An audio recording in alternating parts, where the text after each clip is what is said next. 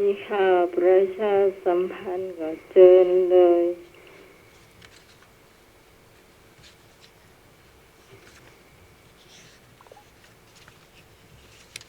ข่าวประชาสัมพันธ์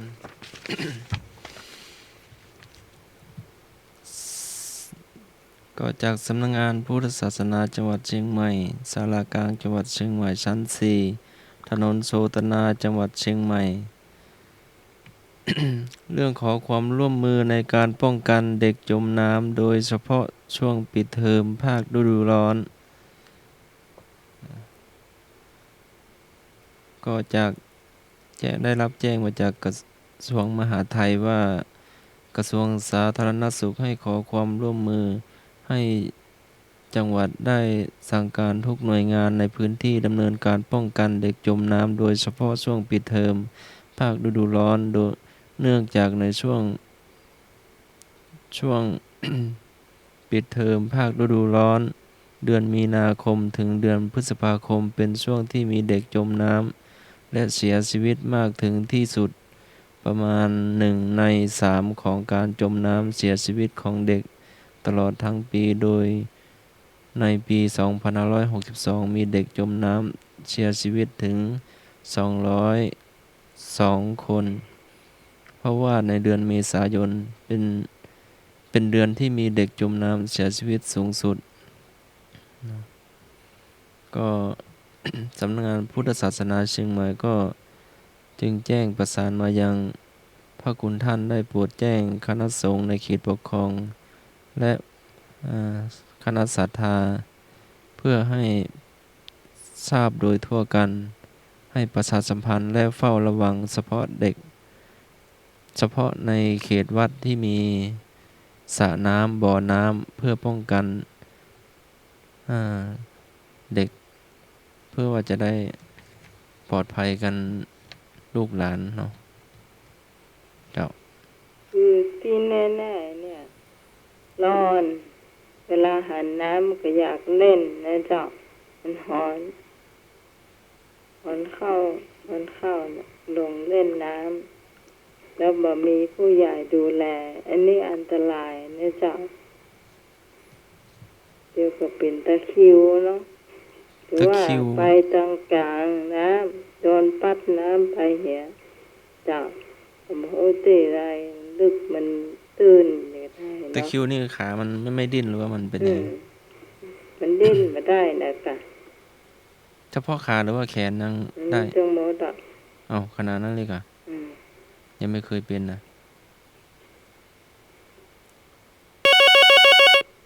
ก็ให้ช่วยกันดูแลลูกหลานเนาะเพราะช่วงนี้ก็บวชก็ภาคฤดูร้อนก็ยังงดกันอยู่เนาะเป็นบางที่นมัสการครับปวดแขนปวดแท้ครับช่วงนี้มันปิดเทอมมันพากันไปเล่นน้ำเลยครับเขาชอบเล่นน้ำมันเลยเนี่ยช่วงเนี้ยโดยเฉพาะสงกรานต์นี่สายบ่อยครับนมัสการครับเจ้าช่วยกันสอดส่องดูแลลูกหลานเนาะช่วงนี้เปิ้นเพื่อไปไหนอยู่กับบ้านก็ดีแล้วก็ปลอดภัยเนาะเจ้าไปไหนก็กับบจรกันเนี่ยรู้สึกว่าปีนี้คนมาตายในเจ้าเชียงใหม่ปีที่แล้วนี่7 วันอันตรายเชียงใหม่ติดดับ1ตายนักเจ้า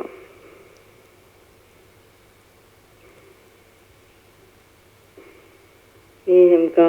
ถ้าบ่มีก็เข้าพุทธประวัติเลยสนใจธรรมะ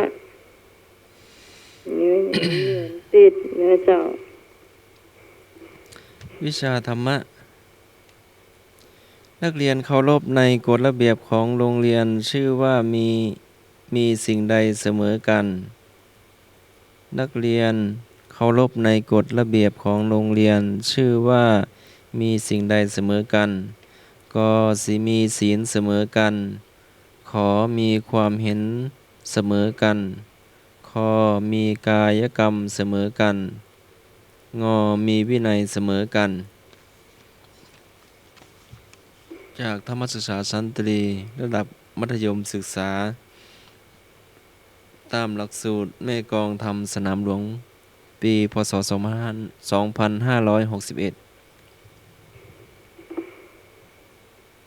เนาะ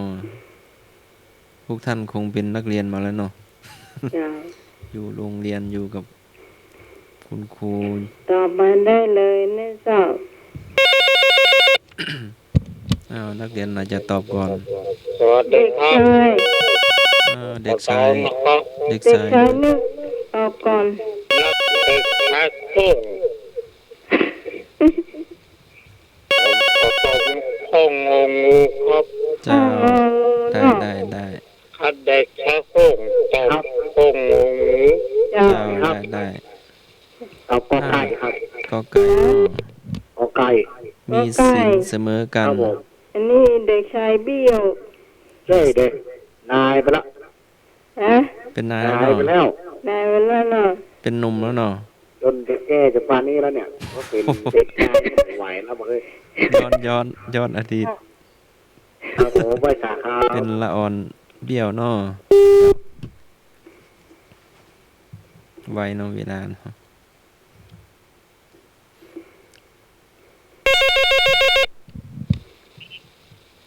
ฮัลโหล เจ้าพี่ตอง เด็กหญิง ต้อง ต เอา อง ข้ององูเหมือนไอ้เน็ตเด้อ เด็กหญิงตองนี่มีวินัยเสมอกันเนาะ เจ้า ไม่หลวงอย่าไม่หลวง เอาแม่หลวงอ๋อตั้งแต่เป็นนักเรียนตัวนี้ได้เป็นแม่หลวงแล้ว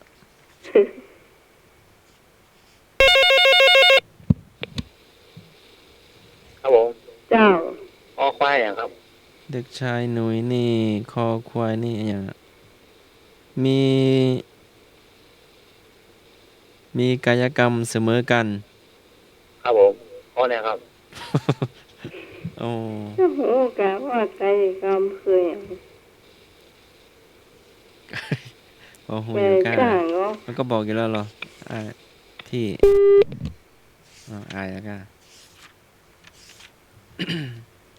แล้วค มานะเจ้าไม่นวล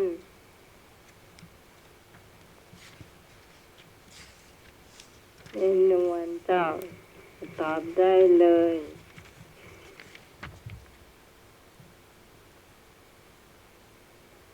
แม่แดงเจ้าน้องต้นฝ้ายเจ้า ำตอบมาได้เลย053226058 เจ้าแม่มนแม่พาศรัทธาวัดป่าแดงเจ้า เจ้า เจ้า แม่งองูเหมือนเด้อ เราเหมือนกัน แม่งองูมีวินัยเสมอกันเนาะ เจ้า มีวินัยเสมอกัน คนที่หันต่างคือน้องเบี้ยวกับไอ้หนุ่ยนะเจ้ากอไก่กับคอควาย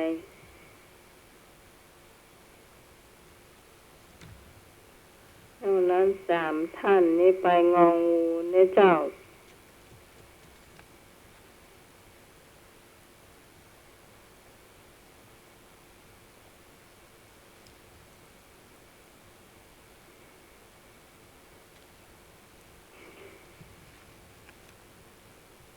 มีแถมกระเจ้าคุณผู้ฟังที่จะตอบ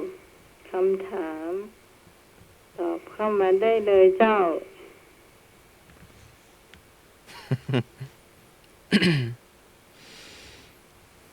หมดหรือยังแล้วเราจะได้เฉลย หน้า33ข้อ14นักเรียนเคารพในกฎระเบียบของโรงเรียนชื่อว่ามีสิ่งใดเสมอกัน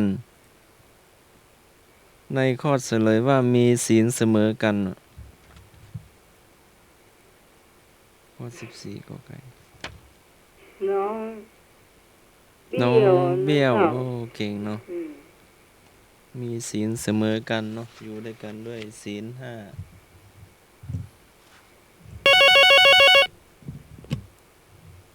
ฮัลโหล เจ้าเจ้าสวัสดีเจ้า ฮัลโหลเจริญพร ดินก็เจ้า เจ้าอยู่หน้าไม้แล้วเด้อ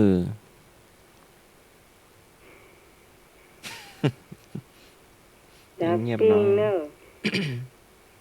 อยู่หน้าไม้แล้วเด้อแม่อุ้ยพ่ออุ้ยพี่สาว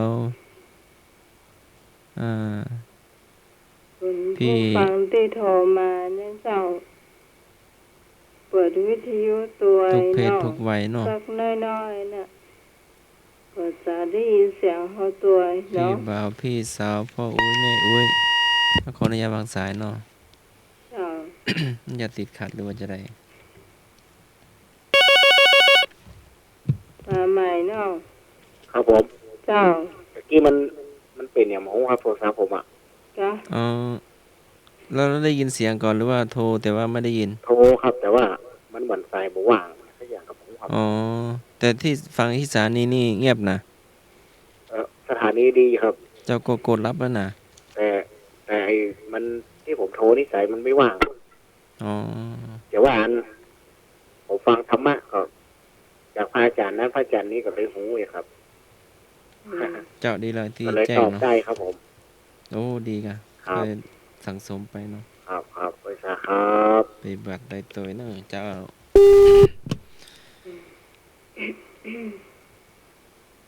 ถ้าสายเงียบไปก็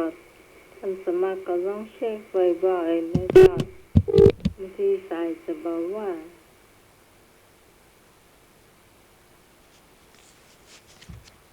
ข้อต่อไป ข้อต่อไป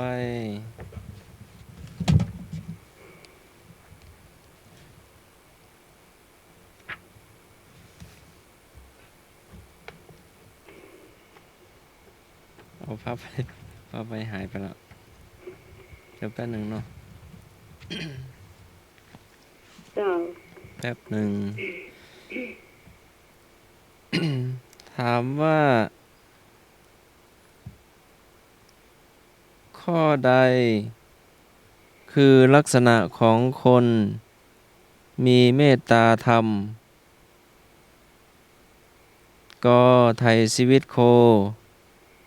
ขอปล่อยนก ขอปล่อยปลา งอถูกทุกข้อ ข้อใดคือลักษณะของคนมีเมตตาธรรม ก็ไถ่ชีวิตโค ขอปล่อยนก ขอปล่อยปลา งอถูกทุกข้อ ข้อนี้ซ้ำง่ายเจ้า ง่ายกว่าข้อตะกี้ก่อน เจ้า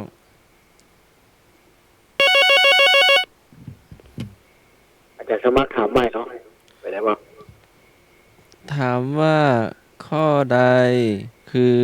ลักษณะของคนมีเมตตาธรรม กอไก่ไถ่ชีวิตโค ขอไข่ปล่อยนก คอควายปล่อยปลา งองูถูกทุกข้อ ข้อใดก็ทุกข์เหรอ ข้อใดก็ถูกกะ เอากอใกล้ก็ได้กันครับ กอไก่นอ ครับ จ้าแต่ว่าคณิยารับสายนี้เนอะ เจ้า น้องหมาย เจ้า แต่เอาถูกทุกข้อนั่นน่ะ เอางูเนาะ แม่เอาถูกทุก มา ข้ เล อ ย เจ้า เจ้า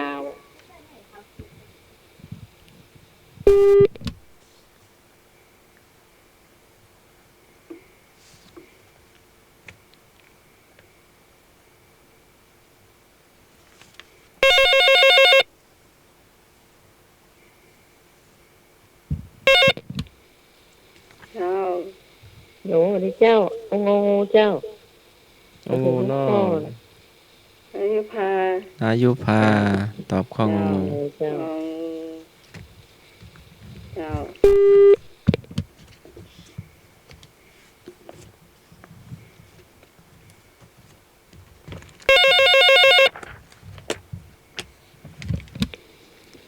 ครับผม เจ้า ขอไก่ครับ ก็ไก่นอ ฮะ ปล่อยชีวิตโคนอลุงหน่อย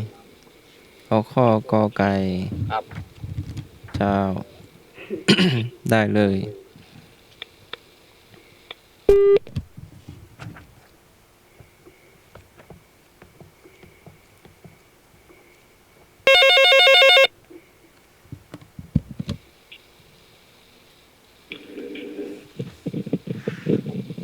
เจ้า เจ้าน้องไหม เจ้าไม่นอน เจ้านอนเผลอหลับไป เออ ตื่นมาเดียวเนี่ยไม่นอนเอาข้ององูนะเจ้า เจ้า ดีเจ้า เจ้า เจ้า ฮัลโหล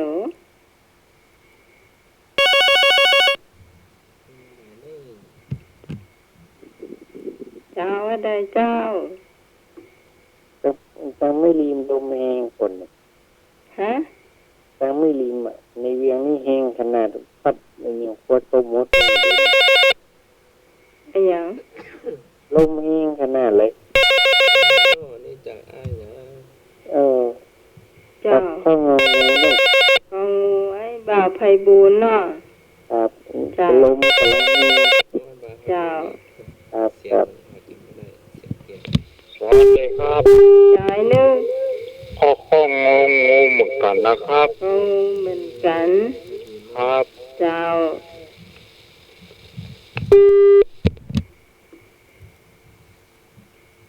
งงเป็นเส้นเป็นสาย เนื้อเจ้ากอไก่มีสอง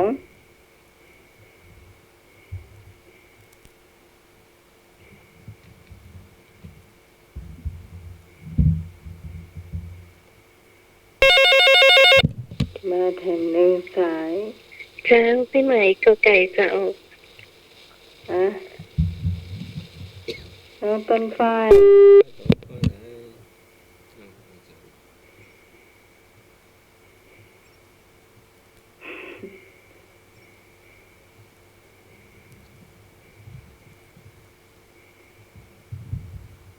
มีแถมก็เจ้าคุณผู้ฟัง ที่จะตอบ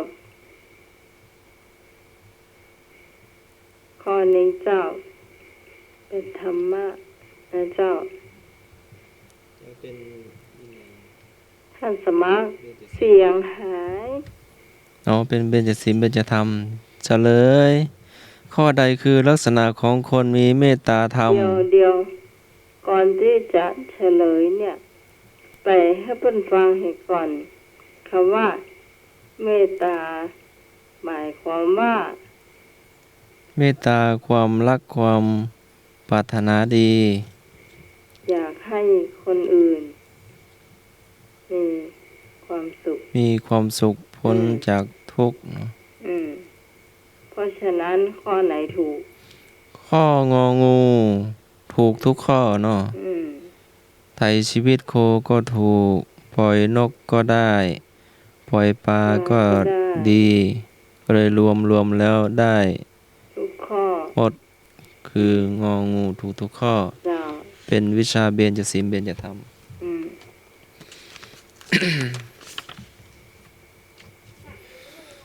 พระพุทธองค์มีพระเมตตาหวังประโยชน์แก่สัตว์ทั้งหลาย จึงตรัสวาจาตามหลัก6ประการ 1. คำพูดที่ไม่จริงไม่ถูกต้องไม่เป็นประโยชน์ ไม่เป็นที่รักที่ชอบใจของผู้อื่น พระพุทธองค์ตรัสหรือไม่ตรัสกอไก่ ไม่ตรัสขอไข่ตรัสคำพูดที่ไม่จริงไม่ถูกต้องไม่เป็นประโยชน์ ไม่เป็นที่รักที่ชอบใจของผู้อื่น พระพุทธองค์ตรัสหรือไม่ตรัสกอไก่ไม่ตรัสขอไข่ตรัสก็คือพูดเนาะ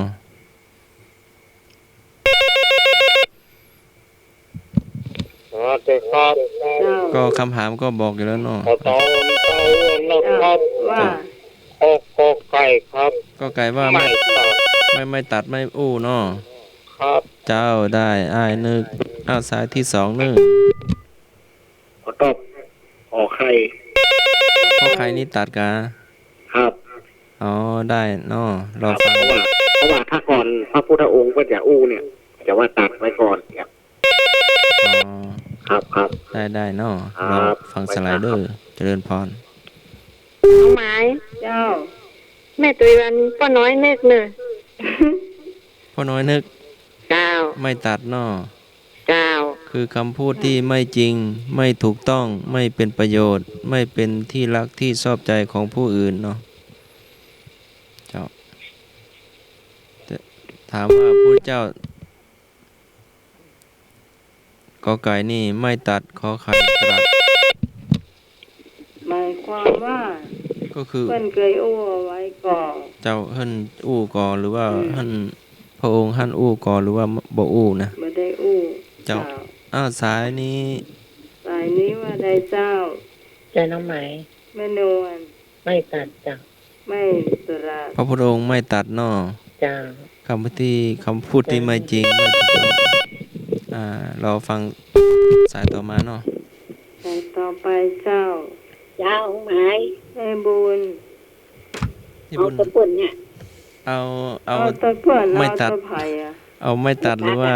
มันตัด ไม่ตรัส ไม่ตัดเนาะ ไผ่เนาะ เจ้า เจ้าแม่บุญ เป็นคำพูดที่ไม่จริงเนาะค มา ำ โอ้เข้ามาได้เลยสายว่าแล้วเจ้า แต่คำถามนี้ก็เป็นคำถามไอ้ชัยประการเนาะ ครับผม อืม หรืออาจารย์ชัยประการ ไม่ตัดครับ ไม่ตรัส อันนี้ ไม่พูดวาจา อันนี้ลุงหนุ่ยหรือว่าลุงหมื่ ล น งไปเลยอ่ะ ลุงไปเลยกะอ๋อนึกได้แล้วนะครับ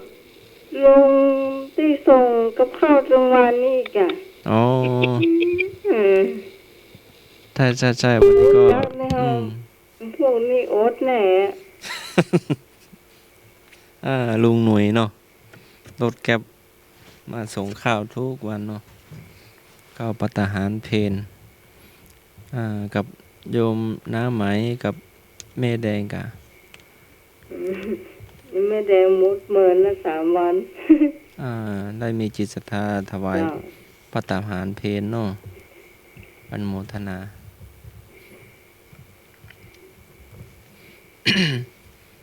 แล้วต่อจากคำถามนี้จะเป็นคำถามจากอาจารย์ชัยประการเนาะ เจ้า พระพุทธองค์พระพุทธเจ้า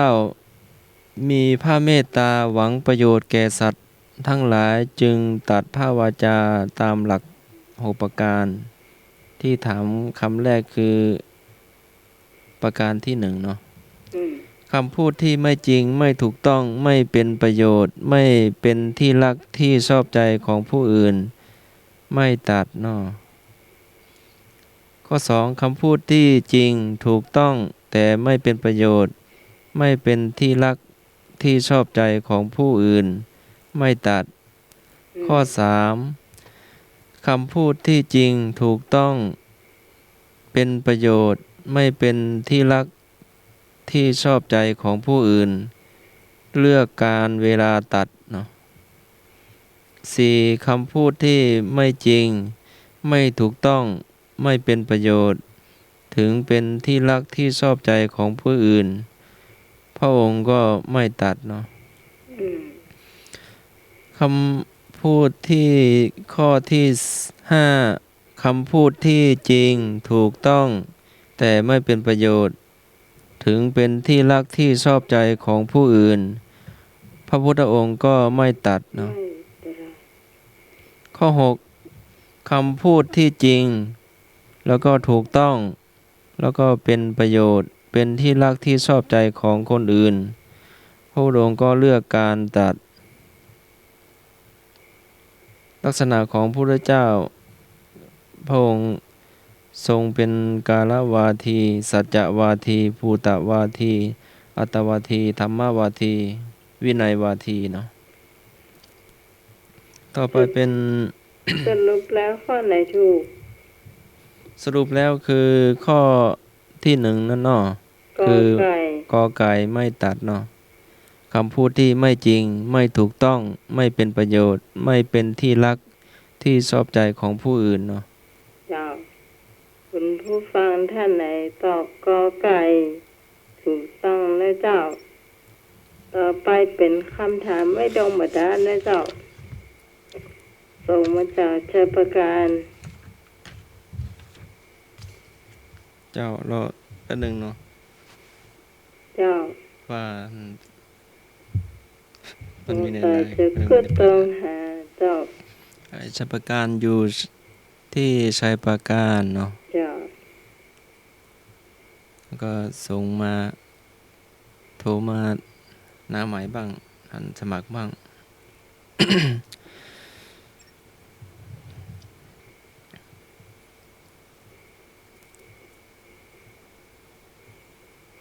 เจอยัง เจ้า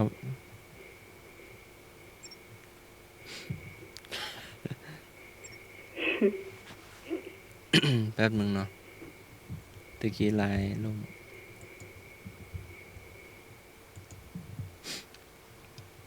ก็ล่าสุดก็เจอที่สอบบาลีวัดพระสิงห์เนาะ อืม แล้วก็สอบบาลีเป็นนักเรียนตัวเองแล้วก็พบปะธรรมะใครเครียดที่บ้านโยมพิสมัยเนาะ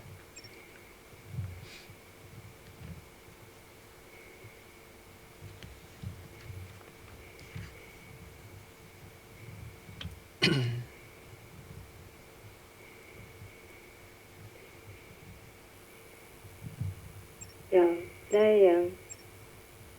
น้ำปลาเตื้อ ตะกี้มันลายล่มไป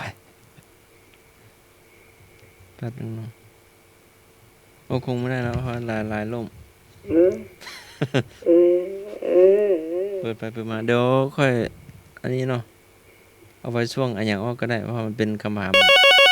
อันอย่างออก เดี๋ยว เดี๋ยวตอนนี้ก่อน อันนี้มันปะปะด้วยเนาะคำถามเนี่ย เดี๋ยวเอาไว้ช่วงโน่นอะไรอันอย่าง อั อน อก นี้กรรมเก่า เอากรรมการเลยเนาะ กรรมเก่า อ๋อก รรมเก่าก่อนนะเจ้าก รรมเก่ากรรมเมืองกรรม เดี๋ยวผมก็มาตอบดีกว่า เจ้า ได้เจ้า ใครจะมาเสนอกรรมเก่าก่อนโทรเข้ามาได้เลย 05201046226 ช่ว ลาง ยมาเจอลมมันเลยล่มไง ล่มมันเป็นบางครั้งเนาะ อืม ที่กุฏิก็ดีอยู่นะฟังเปิดดูอยู่ อ่า พอ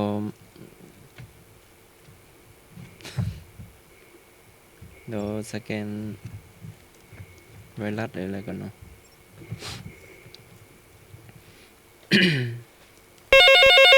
เอามาละท่านแรกช่วงกำมเก่า เจ้า ครับนี่เข้ามาเก่านะครับ อืม นี่เก่าแท้ๆครับซึ่งครับ อืม ซึ่ง มีสะกดตัวยัง ซึ่ง กรรมเดียวเนี่ย ครับ สะกดว่าใด ซึ่ง ซึ่ง ครับซึ่งไหนก็นี่ก่อนซึ่ง ด้วยจ้ะ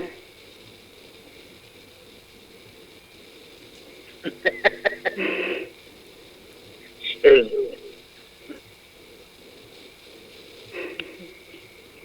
ครับ ไผว่าจ้างเตอะว่าเตอะจ้างเขาคะแนนตัวเฮาศีลธรรมบ่เซิงนะกะ ซึ่ง จ้าน้องไหมแม่ เจ้า เสริม เชิง ถ้าบ่เซิงก็มันอยู่ฮะเนาะดีแล้วเนาะ บ้านไม่จะเสริมกันเนาะ ซึ่งมันบนว่าเราสมัยเด้อ เซิงมันเป็นตัวยังไงเซิง เซิงอ่ะโซโซ ซอโซ่แล้วตัวอย่างอีก ตลอดตลอดไม่โทร สระ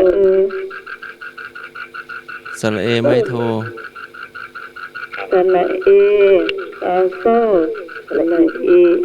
งู ออ่างงง เซิง ซึ่ง ไม่ใช่เซิงบังไฟนะ อันนี้เสือมันนั่นก็ลำแล้วก็ นักสารวันเตี้ยลงละ โอ้สระเตียเลยโอ้บ้าน เอาเขียดออกเอาเขียดออก ถ้าจะอยู่คูเมืองอยู่นี่เนาะอยู่ห้วยลำ เขีย เมื ด อง ละ กัน เอ็ น่ะ ดว่า เอาอากาศตัวเนาะ สนับสนุนลุงเลยหรอ มันมีหนองนะ สนับสนุนลุง เอาเต็มที่นี่ว่ะ เซิง เข้าเต็มที่ เอาไอ้พ่อคอนเสิร์ตอ่ะยี่สอง ไอ้หนุ่ยแล้วก็มันจะเวิ้งนี่เหรอเวิ้งกับเซิง ซึ่งครับซึ่งกับซึ่งนี่มันเอียงอ่ะไม่บุญครับ มันเอียงเนาะ ครับมันซึ่งอ่ะซึ่งมันข้างพ่อ ถ้าว่างนี่ก็ไม่มี ซึ่งมันหลังพ่อเลยนะ แม่ถ้าว่างนิ่มเหลือละ เซิงมันแทนหน่อยเนาะเอาไม้ ซึ่งก่อนหลังพ่อ เจ้า ทำไว้ดูเนาะ ครับ เวิ้งนี่แล้วบ่ ตีกับแป้งบ่มหมด มันเวิ้ง ตีข้างหัวซึ่งหัวต่อ เวิ้ เนาะ งแล้วถุ่มลงบนน่ะเนาะ ครับเปลี่ยนไหนไม่ได้ไหนหรอก เซิงนี่อันนี้ได้อยู่เนาะจำไว้ได้อยู่ ไอ้นี่ขอแซวไอ้นี่เจอ หูเลือกดื้อไอ้หนุ่ยดื้อไอ้หนุ่ยปลาไปดื้อ เปลี่ยนไหนไม่ได้ไหนมันลงว่ะ เวิ้งกับเซิง ครับ วิท ครับ เหรอ ของแม่มีเหรอครับ มันจะวิทเหรอ สลิด มันวิทอ่ะ หน้าหัวกันไดเนาะฮะ มันวิท สลิดครับ วิท วิท นี่ปวดท้องไม่เหลือว่ะ มันเปรียวตันอ่ะ วิทอ๋อวิท วิทอ่ะ อ๋อวิท วิทตีนวิทมือนะกะ ครับ เข้าใจอยู่วิทย์กะ อันนี้ถ้าวิทตินวิทมือนี่อันไปถึงสตางค์ละ โต๊ะเขียวไหมบุญโต๊ะ ไป เขียว เขียวไปเขียว เดี๋ยว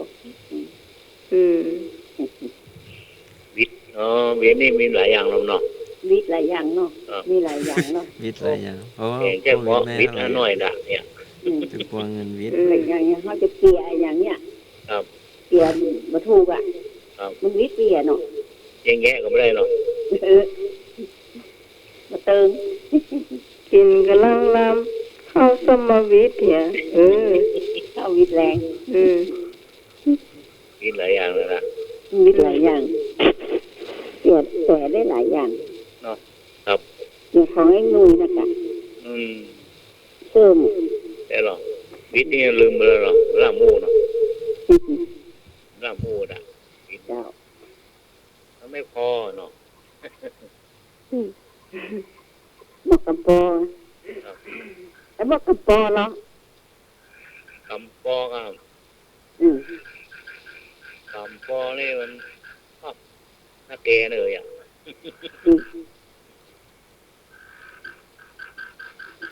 บอกจับแล้วเนาะ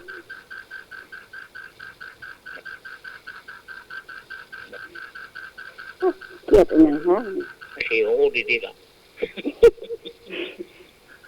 เลี้ยงกบเลี้ยงเกลียดในบ้านนั่นนี่แล้วจำอย่างแถม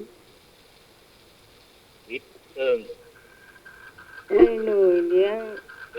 ตึงเขียดเลี้ยงตึงนก เป็นห แจ้ มาง นกมาละ มาใช่ไหมมาก็เต็มบ้าน เลี้ยงหมามีกรงเนาะแต่ นกมันใช่มีกรงหรอก มันบินมากินข้าว มาถึงมันก็ร้องไห้บอกเกรงใจเจ้าด้วยนะ มันถึงเวลากินมันละกะไป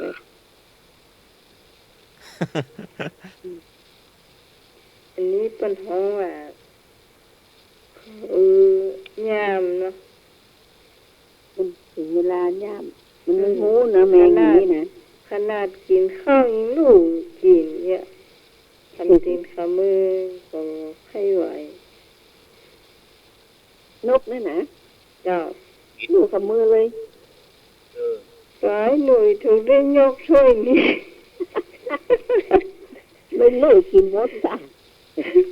แกงเกิงมือได้เหลือเนาะ ไม่ไหวไหมอันคือ ที่ไหน ถ้า เหมื ห้ อ อน ง ดักแซ่บ มา กันน่ะนุ้ย ครับผม เออ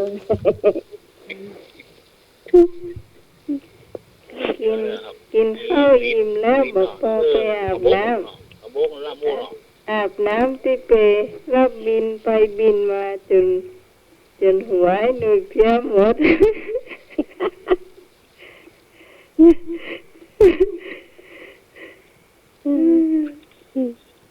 เพื่อนน้องฟังอดให้หัวไปได้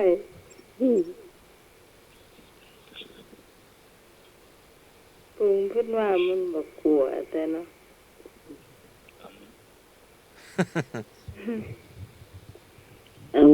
มีทำกรรมเนอะ เจ้า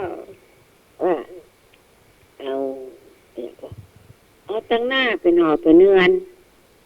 ละตั้งหลังเป็นยอมญาติ อ๋ออันนี้พาไปชอบวะเนาะนี่ ไป อะไร แล้ว นะ ตั้งหน้าติ๊ก พอตั้งหลังละ ๆ เอาแล้วเนาะ ตอนละ ตั้งหลังมีลูกกี่คนหมัว หัว พระพิเจ้า เอาเนาะ ไม่โสดละ ไปจริงๆเนาะ ไปติ๊กตั้งหน้าติ๊กฝนตกขัน โอ้คน ฝนตกแล้ว ลม เจ้า แรง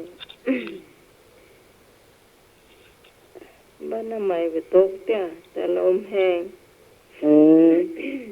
นี่มีลมฝนก็ว่ากัน คิดว่าน่า ตึง จะ ลม ตก ตึงฝน คืนนี้ หลังคาประปิว ที่ไหน แต่ว่าบ้านแม่นี่กะ ก็ กระเบื้องรุดแผ่นหนึ่งตกจากถนนกว่า อ๋อ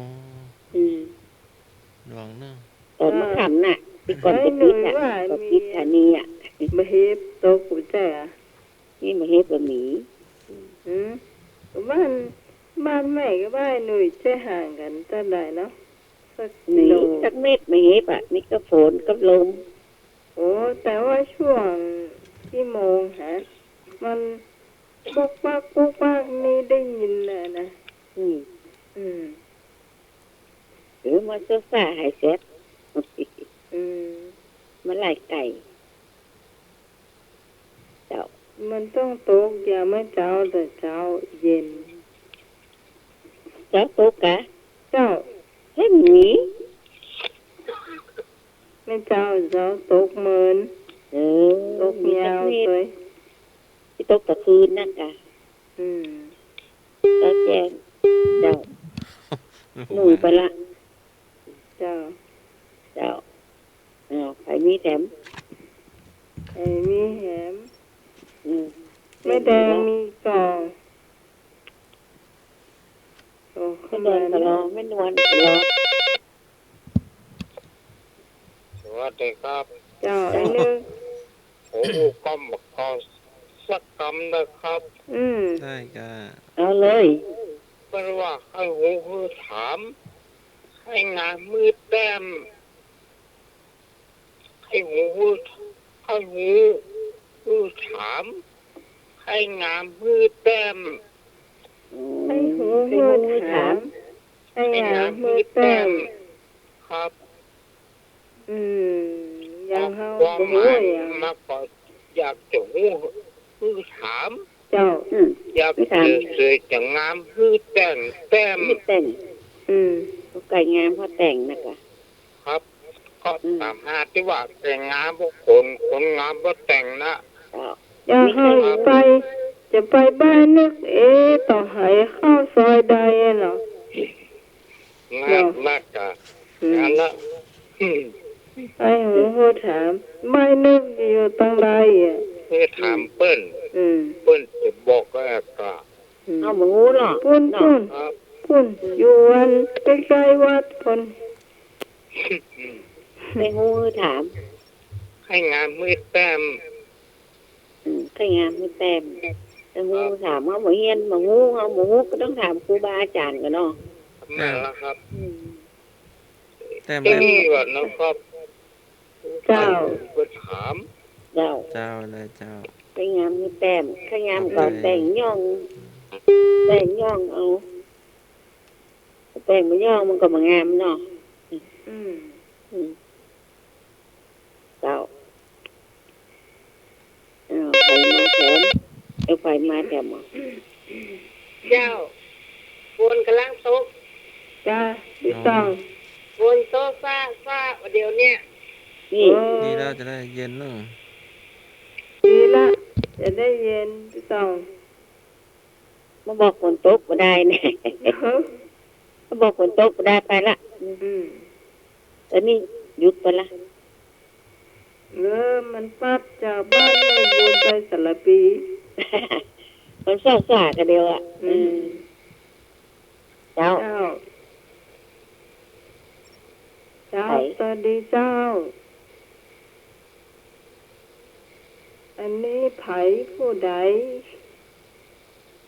ขายเจ้า ฝนตกบ่เคยได้ยินเจ้า อ๋อ แม่บุเขียว แม่บัวเขียว สวัสดีเจ้าน้องไหม เจ้าฝนตกกะ ฝนตกฟ้าห้องตัว น่ากลัวแม่ เวลาน่ะเจ้า อ๋อ บ่เคยได้ยินฮะ อืม ขอโทษนะเจ้า เจ้า ฟ้าห้องเจ้า ในห้วยลานเนอะ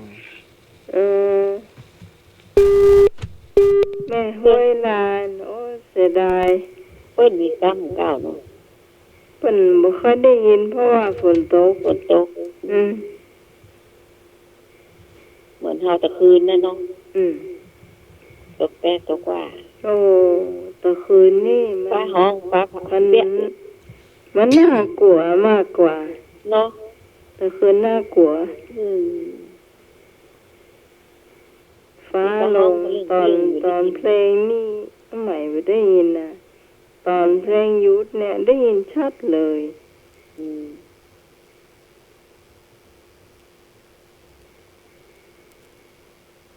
อันตรายนะเดี๋ยวจะ5 ทุ่มไปมีแต่มื้อนึงเดี๋ยวไม่วางก่อนเด้อ เจ้า เจ้า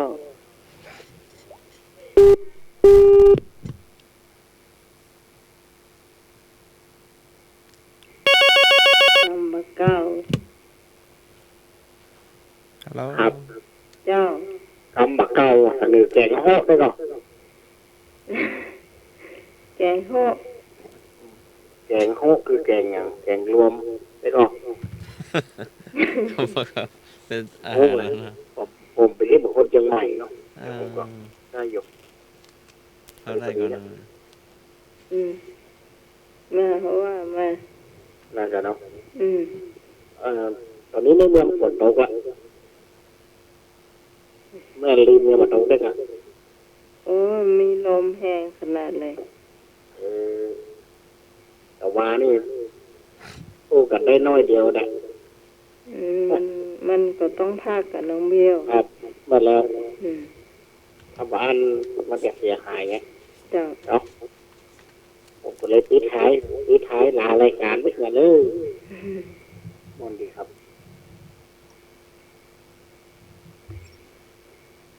ครับเอาได้อีกก่อนนะครับ เอาเดี๋ยวจูแกงโฮก ผมโอ้ยจะเดินอย่างละไม่ใช่คนเหนือด้วยอ่ะคนพิษณุโลกไงเว วันนี้ตู้ลุงยองก็จะฟังอยู่ได้ ผมก็ต้องฟังอยู่แล้วเจ้า แล้วทักทายเลยนะครับผมเนาะไว้สา ทุ ตู้ ก ลุ ลุ ง ง ยอง สามสาว ครับ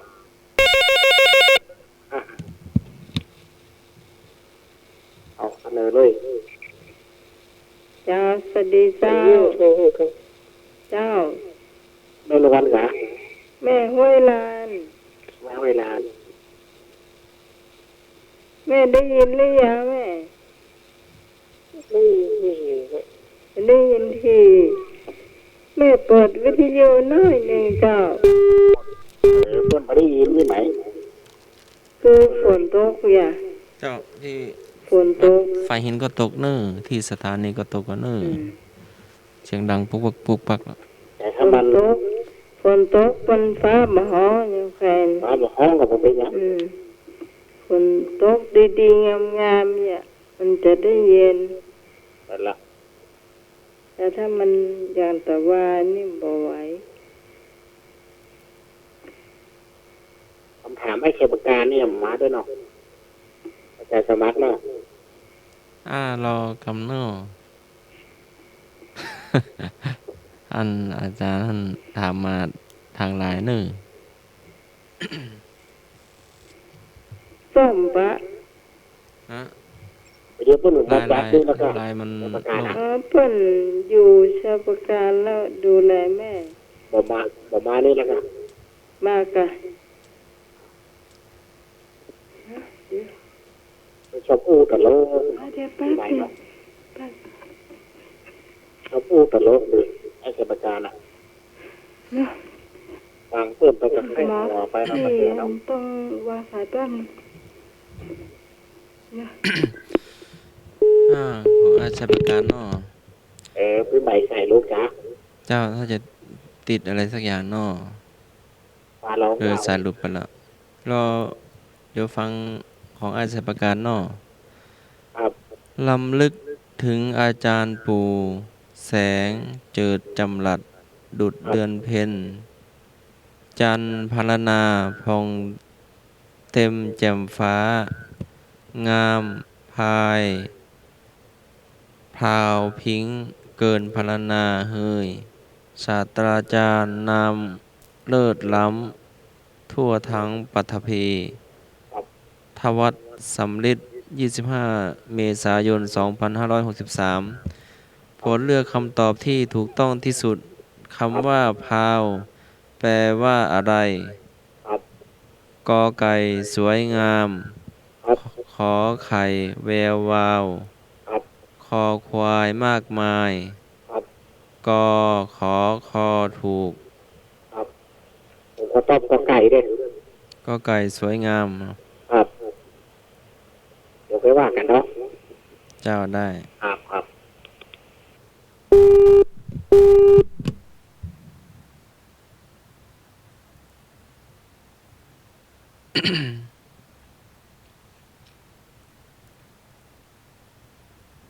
ตอบได้เลย ฮัลโหล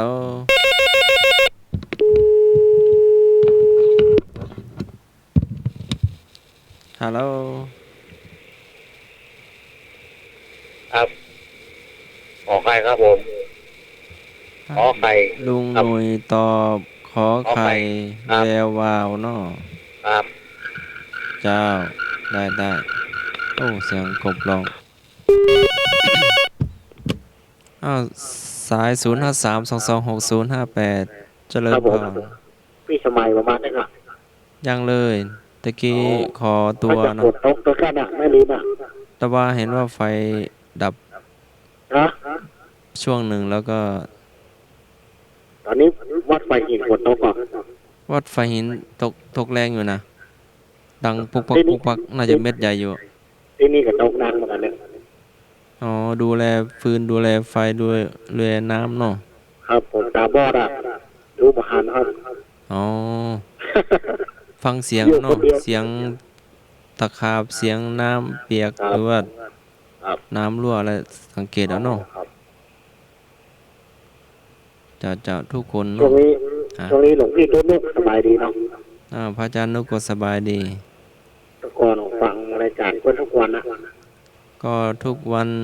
ครับ จันทร์อังคารพุธนี่ดีเจเลียวหลอน ครับ แล้วก็วันพฤหัสศุกร์นี่อันพระอาจารย์นุกแล้วก็ ครับ โยมพี่ละอแล้วก็พี่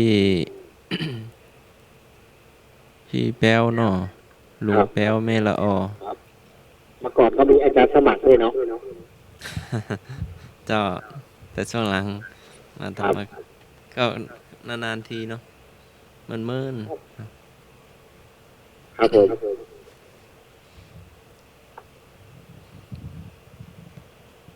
พี่เปี้ยวนี่ตอบข้อกอเนาะ ก็ไก่ครับ ข้อไก่สวยงามเนาะ ใช่ครับ โปรดเลือกคำตอบที่ถูกต้องที่สุดคำว่าพาวแปลว่าอะไรกอไก่สวยงามขอไข่แวววาวคอควายมากมายงองูข้อกอข้อขอข้อคอถูก ครับสมัยเข้ามาในฝนให้เหยียดตกละไม่รีบอ่ะ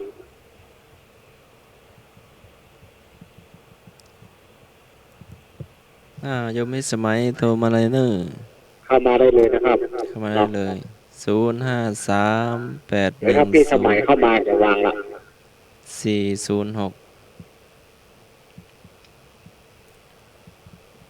จะได้เฉลยเนาะ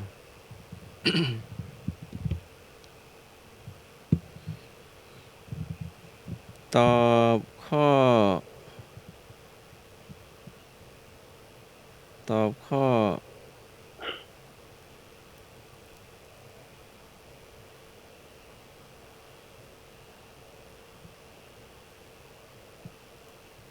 ขอไข่แวววาว ข้อไหนถูก ขอไข่แวววาว ไอ้หนุ่ยนะ เจ้า ไอ้หนุ่ยตอบขอไข่ ถ้าจะประการว่าถ้าจะตอบอีกความหมายหนึ่งก็ขอ นิมนต์นะครับ ระหว่างกอกับคอเลือกเอานะครับ ถามว่าอะไรครับ เฉลยข้อเนาะอีกข้อหนึ่งข้อคอก็คือมากมายเนาะ ครับ น่าจะมี2ความหมายเนาะสวยงาม ที่ถามว่าอะไรครับ คำถามอันเดียวกันอ่ะ อันเดียวอยู่เนาะ เจ้าคำถามอยู่ตัวกันอ่ะ ครับสรุปว่าขอไข่ได้ เจ้าขอไข่กับข้อคอควาย อ๋อไอ้หนุ่ยถูกเนาะ เจ้า ผม ต่อไปกำบัวเก่าเนาะ ต่อไปนะครับ ไอ้หนุ่ยต่อไปเป็นคำถามเลยครับ กำบัวเก่าต่อเนาะ อ๋ออ๋อ หันเงินหน้าดำหันคำหน้าเศร้า ครับ คำแปลเห็นเงินหน้าดำเห็นทองคำหน้ามืด ความหมายอย่าเห็นแก่สินจ้างรางวัลจนลืมศีลธรรม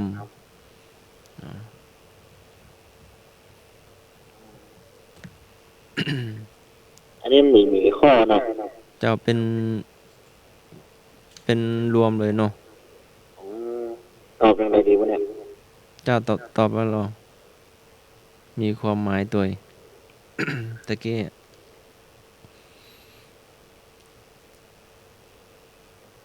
ต่อไปก็หลับฮื้อได้เงินหมื่นตื่นฮื้อได้เงินแสน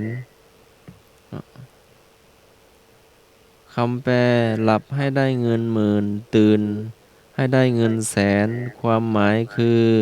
เป็นคำอวยพรให้ร่ำรวยมีเงินทอง ความหมายคำบอกเก่าเนาะ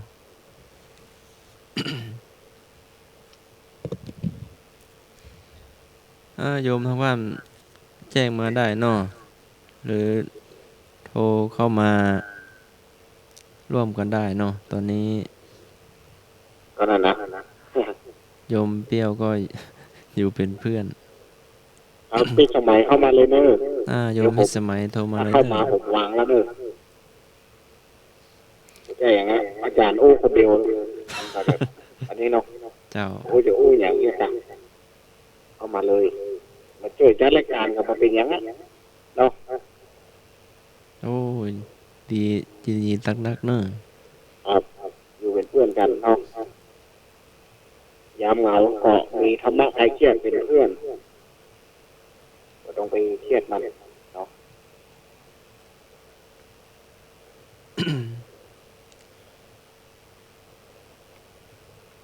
ต่อไปเป็นคำว่า ไฟลุกอย่าเอาฝอยทอด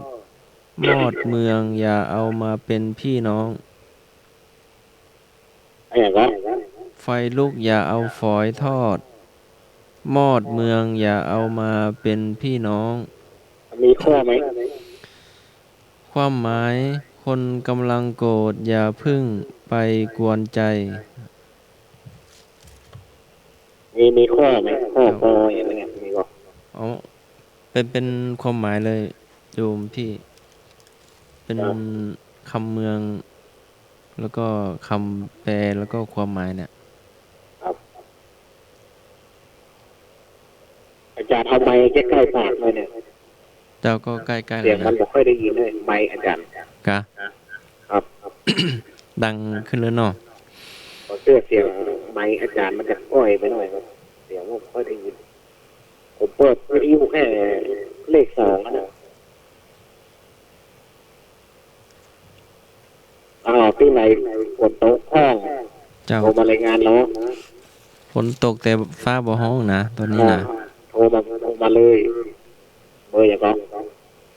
อาจารย์สมัครบอกเบอร์กันเนี่ย 052010462สายเครื่องของน้ำหมายนี่0538104606น้ำหมายจะโทรเข้าเครื่องนี้เนาะเดี๋ยวลองติดต่อไปดูก่อนเนาะ ฮะ เดี๋ยวจะลองติดต่อน้ำหมายไปดูก่อนเนาะ ครับ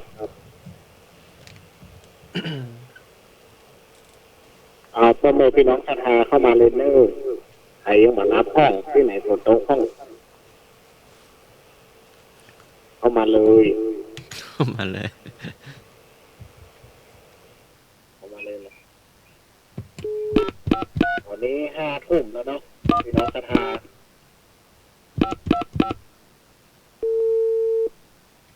วันนี้5 ทุ่มแล้วนะเข้ามาเลยเนอะ เจ้ามีสายว่างอยู่สายหนึ่งเนอะ052010462ว่างอยู่เครื่องนี้เนาะตอนนี้ก็โยมหนุ่มเปรี้ยวได้อยู่เป็น เพื่อนอยู่ ท่านผู้ฟังกำลังรับฟังรายการธรรมะคลายเครียดเนาะอยู่ด้วยกัน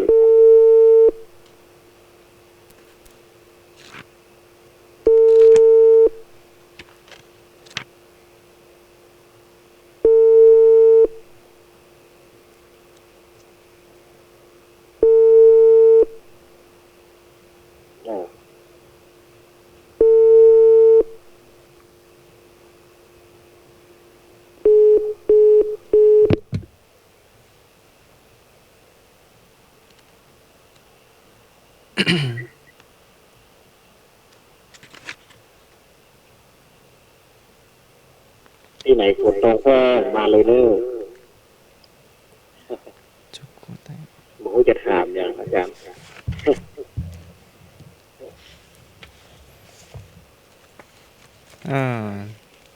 ช่วงกำวเก่าก็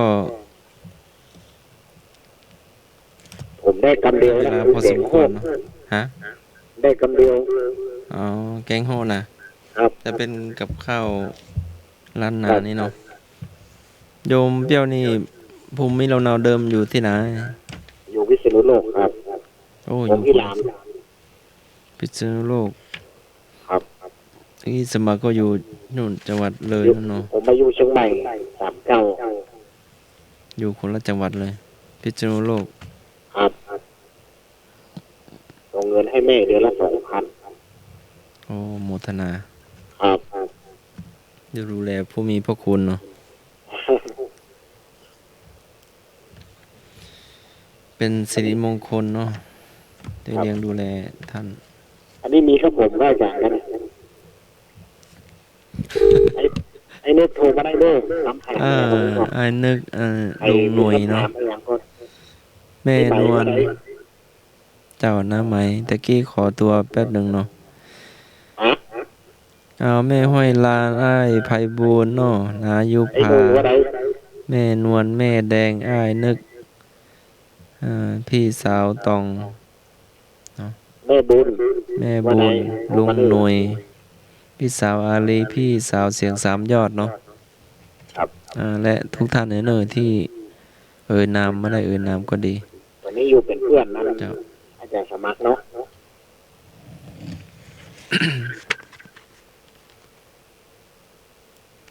อยู่เป็นกู้เป็นกินกัน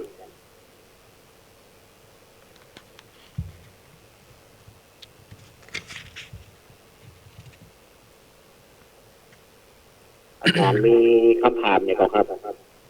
เจ้ามีอยู่เจ้า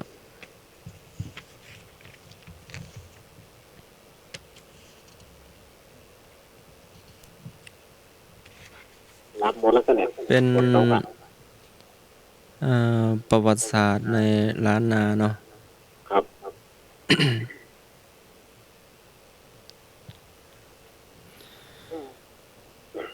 วัดสวนดอก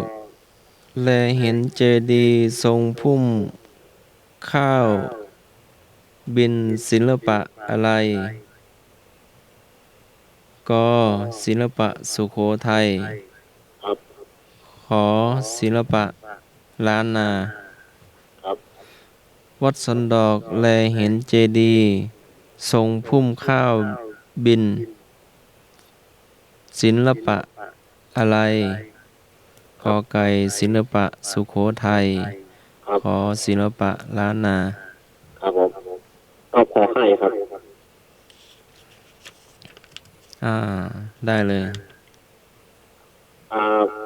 อย่าตอบก็ตอบมาได้อาจารย์บอกเบอร์กำกันได้เลยวันเบอร์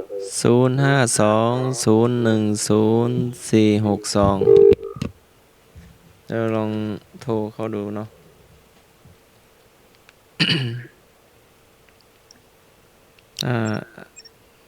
ไอเบล ครับ พูดไปก่อนก็ได้เนาะ ฮะ เดี๋ยวจะติดต่อเบอร์ดูก่อนเนาะ อ๋อครับครับอันเดียวเข้ามาใหม่เนาะ โอ้มาแล้ว มาเรียงครับ เจ้า สวัสดีครับ เจ้า ครับผม ขอให้เบลอยู่กับกู้ก็ดีมากะลูก เอา ชื่อเป็นคู่อ้าว อยู่เป็นกู้ท่านสมัคร เจ้าอยู่เป็นคู่เจ้าดี ไอ้นึกมีเงินไปถามพ่อ ผมมามีอย่างเตี้ยครับ ไอ้นึกจะตอบข้อไหน ไอ้นึกตอบข้อไหน เจดี ตัวเอเบลนะ เจดีวัดสนดอกพระรามหลวงเนาะ โอ้ยผม จะเป็ นี่ นทรงศิลปะอะไร ก็ศิลปะสุโขทัยขอศิลปะล้านนา ขอไข่ตัวเอเบลนะครับ เจ้าได้ ครับ ครับผม สวัสดีครับ สวัสดีครับ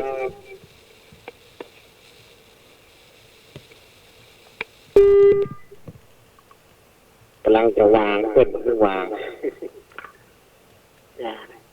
พี่ใหม่โทรมาเลยนะพี่ใหม่มายัง ยังเลยเดี๋ยวโทรถามดูก่อนเนาะ อาจารย์ติดต่อพี่ใหม่ก็ได้หรอก เจ้า ครับ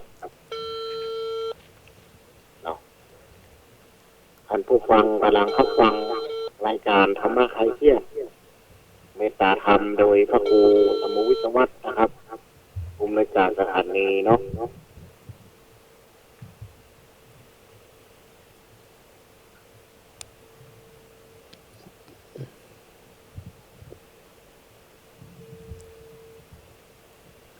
จะได้เฉลยเนาะ จารย์เฉลย วัดสันดอกแลเห็นเจดีย์ทรงพุ่มข้าวบินศิลปะสุโขทัยเนาะ ครับข้อต่อไปมีก่อน ต่อไปนี่เป็นกเป็นเล่าเจี๊ยะเนาะ เราเจี๊ย เล่าเรื่องตลกเนาะมีประโยชน์แล้วก็มีความสุขตัวเนาะ เล่าเจี๊ยนี่ใครจะเล่าในห้องอาจารย์เล่าใช่ไหมเนาะ อ้าวแต่ว่าก็ ฝนตกตัวเนาะ ครับ ฟ้าก็ร้องตัวก็เลยได้ปรึกษาอาจารย์พระครูสมุวิศวัตโยมพิสมัยก็ขอให้พักแต่ว่าก็เลยหยุดเนาะโอ้ถ้ามีลมมาตัวนี้ก็เพิ่มความน่ากลัวอันตรายเนาะ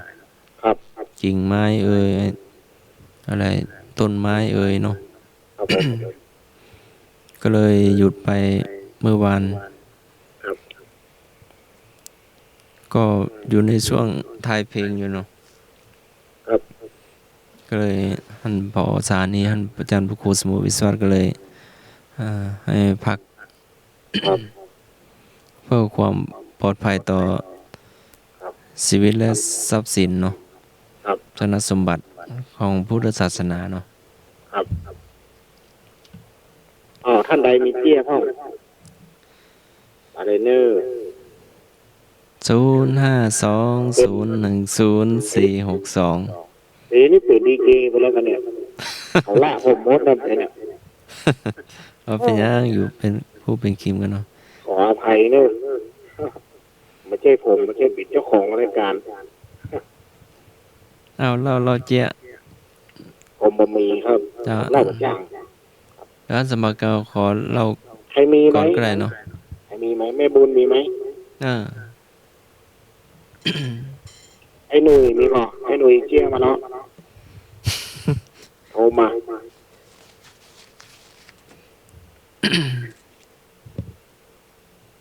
เป็นดีเจไม่ใช่หรอ เจ้าแต่ว่าเนาะเราเจี๊ยเนาะแต่ว่าก็กลับไปกุฏิเสียงอย่างดังปกก็นึกว่า เสียงอย่าง ก็นึกว่าตุ๊กแกที่ไหนได้เป็นเขียดน้อยเนาะเรากระโดดไปหัวไปมองเอาฐานตู้เย็นไง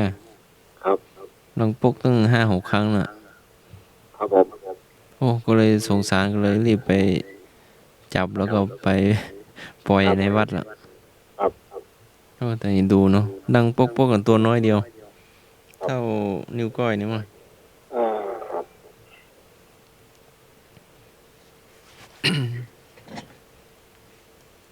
ใครมีเจี๊ยก็มาเนอะไอ้นึกมีก่อน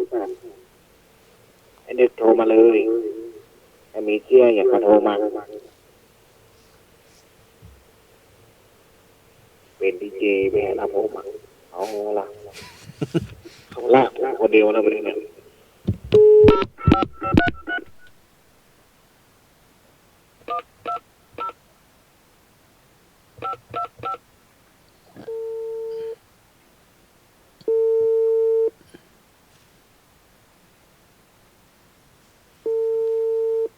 ใครมีเกี้ยมาเลยเนอะ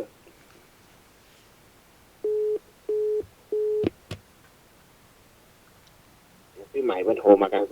นะ เดี๋ยวพี่ใหม่ไปจะโทรมาอีกนะ เจ้าที่กี้ลองโทรติดต่อดูเนาะ ครับ เราเจี๊ย ใครมีเกี้ยอย่างก็มาเลยนะครับเนาะวันนี้เปิดดีเจชั่วคราววันไหนเดี๋ยวพี่ใหม่มาก็จะวางละ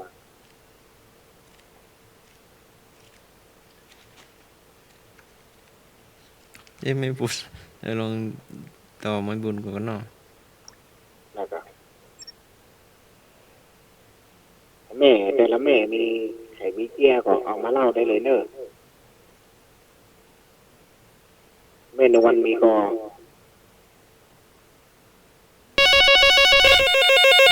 เอาละมาแล้วนะครับ เจ้าฮัลโหลน้ำไหม ท่านสมัคร เจ้า พี่ใหม่มาแล้วเนาะ สามารถติด ครับ จะ พี่ใหม่ ได้ มาแล้วเนาะ ต่อไปได้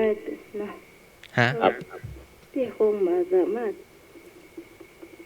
จัดรายการต่อ ตอนนี้พักก่อน ฮะ พี่ขอพักก่อน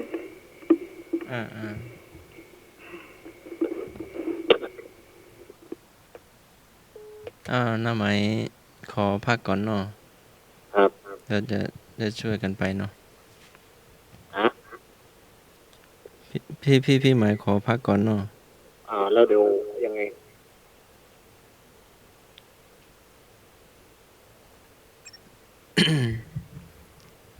ท่านไหนมีเจ้าก็ช่วยกันเล่าเนาะ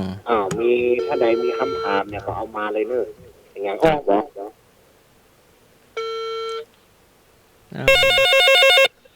ได้บูญมีอะไรอย่างอ้อก็ สวัสดีครับผม มีสายมาเนาะ สวัสดีครับ ฮัลโหล สวัสดีเจ้า สวัสดีครับ ท่านสมัครเจ้าพอดีนะที่สมัยถ้าอย่างงดนะมันก็เจ้า เจ้านายสมัยไม่ เรื่อง ไหว อะไร แล้ว พอดี จับมาก่อน มีแบบนี้หน่อยเนาะ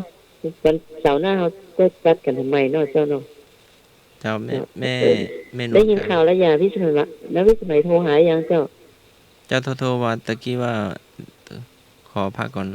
เจ้าขอพักมีปัญหาหน่อยนะเจ้าเนาะเจ้าขอบคุณเจ้า อันเอาปลารายการเลยบอก เจ้าอันนี้นี่เป็นนายยุพาเจ้า เจ้านายุพา เจ้าขอบคุณเจ้า ว่ากำลังจะโทรหาน้องใหม่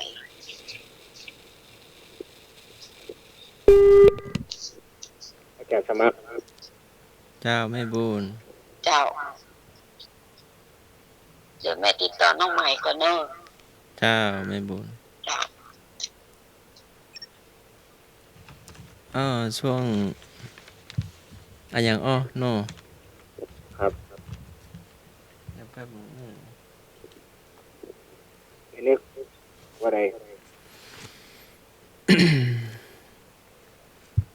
อย่างอ้อ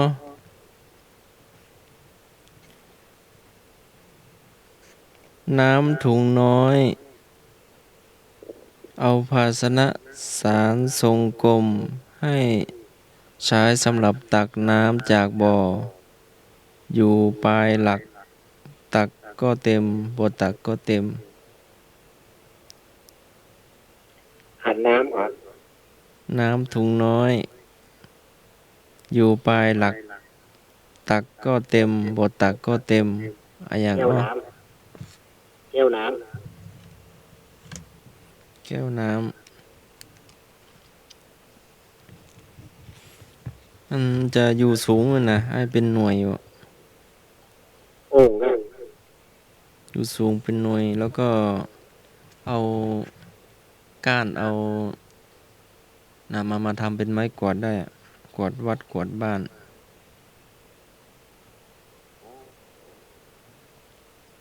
เป็นเส้นอะแต่มันเป็นหน่วยนะ ถ้ามันหน่วยแก่แล้วมันก็ตกลงมา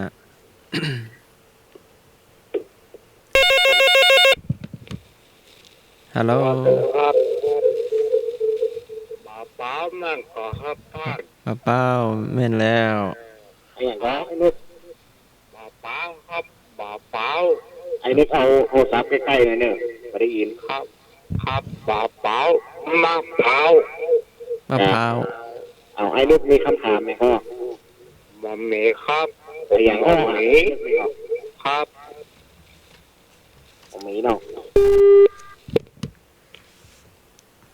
เป้าเนื้อเปรี้ยวเนาะ ฮะ ไอเปรี้ยวหรือว่าไอเป็นด เบี้ยวครับ ำเบี้ยว ชายน้ำแบบไหนไม่ดำเนี่ย เบี้ยวสระเอบอยไม้ ครับ สระอีไม่โทยอยักษ์วอแหวน ครับผม ตอนนั้น หนุ่มแว่นดำเนาะ ชายน้ำแบบไหนครับ ตายานาม อยู่ในตัวเมืองเชียงใหม่เนาะ ครับ จะแถววัดไหน ก็ครับ อยู่ใกล้วัดไหน อยู่ใกล้โรงเรียนตาบอดนะครับในเมือง เจ้ามีสายมาเนอะ สวัสดีครับ นมัสการครับผมแฟนพันธุ์แท้ครับ ครับผม เจริญพร มีคำถามอย่าง นี่แหละถ้าบ่มีดีเจแล้วท่านคือท่านสมัครเนี่ยพูดเรื่องธรรมะไปเลยครับสอนธรรมะให้อันพี่น้องประชาชนเลยครับเนี่ย ก็เป็นยังได้เนาะ พูดเรื่องธรรมะดีกว่าครับเนาะนมัสการครับ เจริญพร เดี๋ยวก่อนเราจะว่าอย่างพ่อ ฮัลโหล ครับผมกราบนมัสการท่านสมัครครับ เจริญ นี่ พ ผม ร ปราซางนะครับ เจ้า ถ้ามันมีไฟก็มีไฟจัดก็งั้นให้เบี้ยวลงไปก่อนนะครับ ให้เบี้ยววางไปก่อนนะครับ ก็พี่สมัยไฟไหนมันจัดนะครับ เจ้าอาจจะมีติดธุระด่วนเนาะ ครับผ ติด ม ธุระสำคัญ ครับแล้วก็ท่านสมัครเล่ายังไอ้ตะกี้ว่าก็ได้ครับธรรมะครับผม เจ้าขอบใจเลย นมัสการครับไวสาครับผม เจริญพร เอาธรรมะก็ได้เนาะธรรมะไปเลยครับ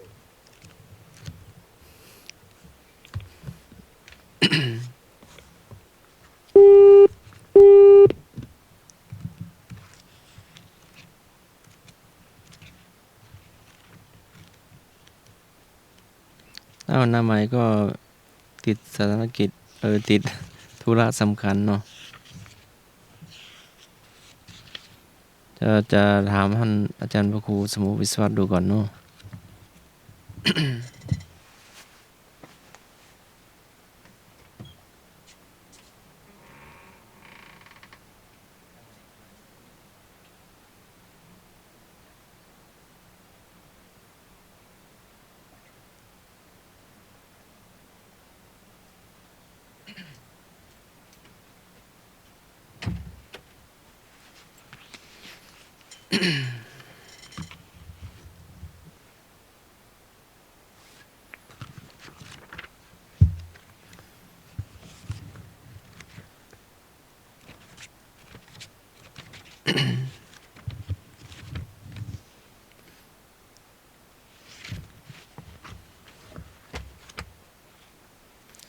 อย่าง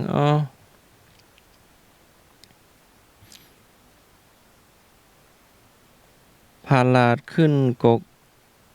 พอลดขึ้นขาดพาลาดขึ้นตอบมาได้เลย เอาเปลี่ยนคำถามเนาะ ลูกใช้ลูกไปแล้วบ่มา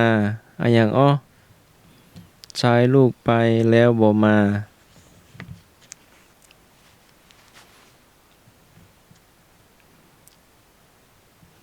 ต้องมาตอบได้เลยตะกี้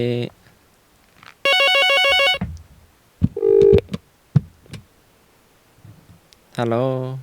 ฮัลโหล เจ้า ลูกโป่งลูกหนังสติ๊ก ลูกกงลูกหนังสติ๊กอันนี้แม่หยัง แม่แดง แม่แดงเนาะหน้าไหมติดอันงานสำคัญเนาะ เจ้า ติดธุระสำคัญ เจ้าขอบคุณแม่แดงเนาะ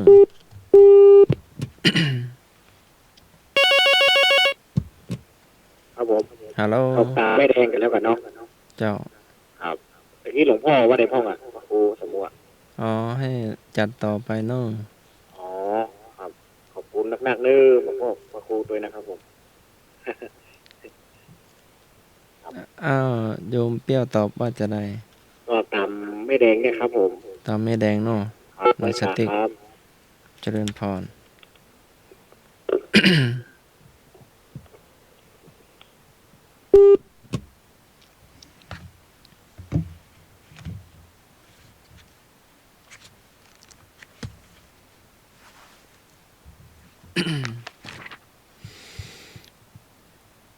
จะไปหัน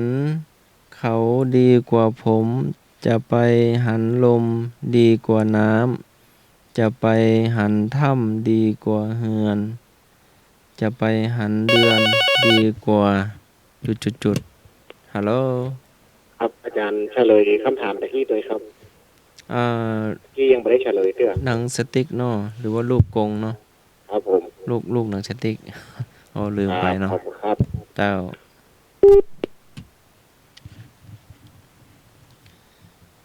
จะไปหันเขาดีกว่าผมจะไปหันเหาดีกว่าผมจะไปหันลมดีกว่าน้ำจะไปหันถ้ำดีกว่าเฮือนจะไปหันเดือนดีกว่าจุดฮัลโหลสวัสดีครับ เจ้าจะไปหันเดือนดีกว่าตะวันถูกบ่ถูกหัวนะครับจะ ถูก เห็นเดือนดีกว่าตะวันถูกต้องเด้อครับ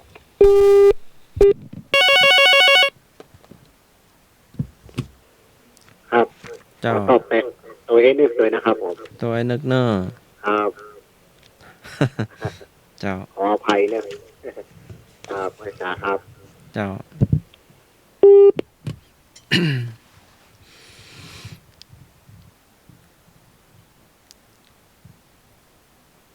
นะโมพุทธายะอัตตวักหมวดตนอัตตาหาเวชิตังเสยโยชนะตนนั่นแหละเป็นดีอัตตาหิกิละทุธามะโนทุทะโมขออภัยได้ยินว่าตนแลฝึกได้ยากอัตตาสุทันโต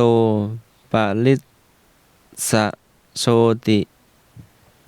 คนที่ฝึกดีแล้วเป็นแสงสว่างของบุรุษอัตตาหิอัตโนนาโถตนแลเป็นที่พึ่งแห่งตนอัตตาหิอัตโนคติตนเที่ยวเป็นคติของตนอัตตาหิปารมังปิโยตนแลเป็นที่รักอย่างยิ่งนัตถิอัตตะสะมังเปมังความรักอื่นเสมอด้วยตนไม่มีอัตตนาวะกะตังปาปังอัตตนาสังกิริสติคนทำบาปเองย่อมเศร้าหมองเองขุททกนิกายธรรมบท25/37อัตตนาอากตังปาปังอัตตนาวะวิสุทชติคนไม่ทำบาปเองย่อมหมดจดเองอัตตันทปัญญาอสุจีมนุษสามนุษย์เห็นขออภัยมนุษย์ผู้เห็นแก่ประโยชน์ตนเป็นคนไม่สะอาดอัตตานังธรรมยันติปันทิตาบัณฑิตย่อมฝึกตนอัตตานังธรรมยันติสุภตาผู้ประพฤติดีย่อมฝึกตนอัตตนาหิสุทันเตนะนาถังละภติทุละละพังผู้มีตนฝึกดีแล้วย่อมได้ที่พึ่งซึ่งได้ยากโยลักขติอัตตานังลักขิโตตัสสะพาหิโลผู้ใดรักษาตนได้ภายนอกของผู้นั้นก็เป็นอันรักษาด้วยอัตตานันเจปิยังชัญญาลักเขยยะนังสุลักข ขิตัง รู้ว่าตนเป็นที่รักก็ควรรักษาตนนั้นให้ดีปริโยเปยยะอัตตานังจิตตะเกละเสหิปันทิโตบัณฑิตพึงทำตนให้ผ่องแผ้วจากเครื่องเศร้าหมองจิตอัตตานันเจตถากะลิยายะถัญญมนุษสาสติ ถ้าพร่ำสอนผู้อื่นฉันใดก็ควรทำตนฉันนั้นอัตตนาโจทะยัตตานังจงเตือนตนด้วยตนเองปฏิมังเสตมัตตนาจงพิจารณาตนด้วยตนเองทุกขคาอุทธะละทะตะตานังปังเกสันโนวะกุลชะโรจงถอนตนขึ้นจากลมเหมือนช้างตกลมถอนตนขึ้นฉะนั้นอัตตานุลักขีภาวะมาอะทายะหิจงเป็นผู้ตามรักษาตนอย่าได้เดือดร้อนอัตตานันจะนะคาเตสิอย่าฆ่าตนเสียเลยอัตตานังนะทะเทโปโสบุรุษไม่พึงให้ซึ่งตนอัตตานังนะปะลิตจะเชบุรุษไม่พึงสละเสียซึ่งตนอัตตานังนาติวัตเตยะบุคคลไม่ควรลืมตนอัตตะตะถังปาลัตเถนะพหุนาปินานะปานะหะนะหาปาเยพหุนาปินะหาปะเยไม่ควรผ้าประโยชน์ตนเพราะประโยชน์ผู้อื่นแม้มากอัตตานันเจปิยังสัญญานะนังปาเปนะสังยุเชรู้ว่าตนเป็นที่รักก็ไม่ควรประกอบตนนั้นด้วยความชั่วยะทัตตะคาละหิตะทะกุพพมาโนติตนเองเพราะเหตุใดไม่ควรทำเหตุนั้นอัตตะทัตถังปาลัตเถนะพหุนาปินะหาปะเยอัตตะทัตถมะพินยายะสะทัตถะปสุโตสิยาบุคคลไม่ควรผ้าประโยชน์ตนเพราะประโยชน์ผู้อื่นแม้มากรู้จักประโยชน์ของตนแล้วพึงขวนขวายในประโยชน์ของตนอัตตานันเจตถากะลิกะยิลายะทัญญมนุษสาสติสุทันโตวัตตะทะเมทะอัตตาหิกิละทุทะทะโมถ้าสอนผู้อื่นฉันใดถึงทำตนฉันนั้น ฝึกตนดีแล้วควรฝึกผู้อื่นได้ยินว่าตนแลฝึกยากอัตตานะเมวะปะทมังปฏิรูเปนิเวสะเย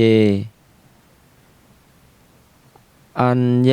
ยะมนุสาเสยยะนะกิลิสเสยยะปันทิโตบัณฑิตพึงตั้งตนไว้ในคุณอันสมควรก่อนสอนผู้อื่นในภายหลังจึงไม่มัวหมอง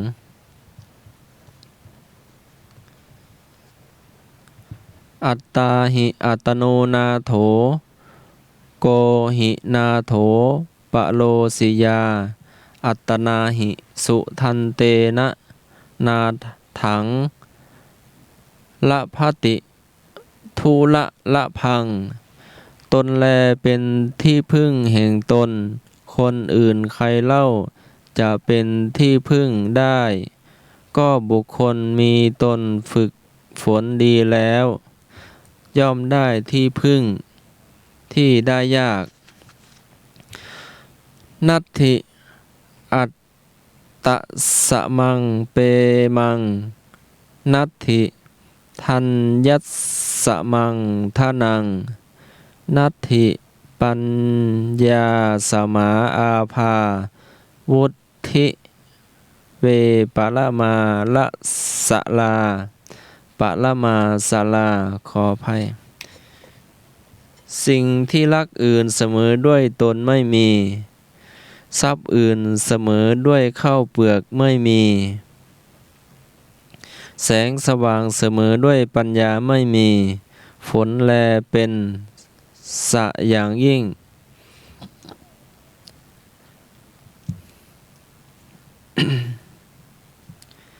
ยัสสะอัจจนะตะทุตสีละยังมาลุวาสาละมิโวตะทะตังกโรติโสตะ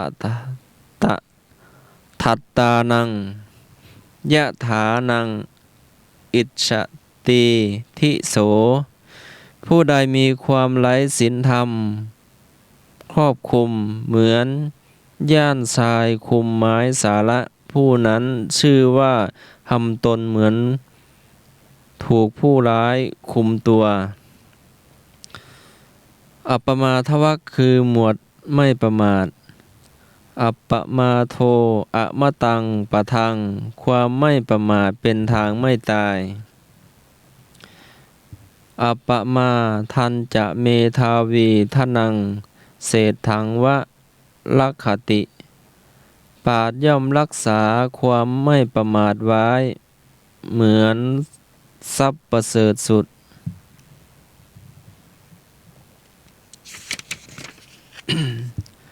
อัปปมาทังปะสังสันติ